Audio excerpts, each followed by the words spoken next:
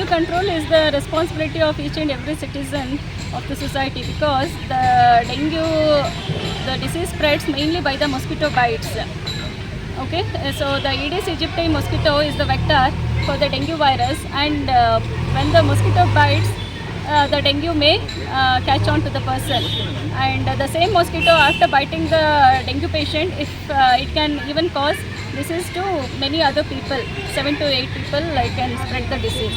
So the main control measure is in our hands. Mainly the dengue mosquito breeds the larva or the egg. It breeds in the freshwater sources, the stagnant freshwater sources. The simplest form is the source reduction within your house premises, or within your keeping your surrounding clean.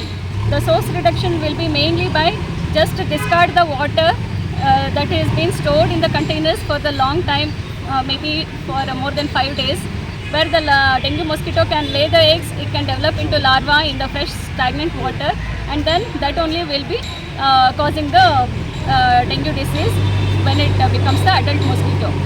So the simplest form is keep your environment hygiene, keep the surroundings clean, and don't store the water for more than 5 days in the same container. If you are storing, just to close the lids, the container lids, and even the flower pots which you are keeping in your houses, the plates which you are keeping just beneath the flower pots.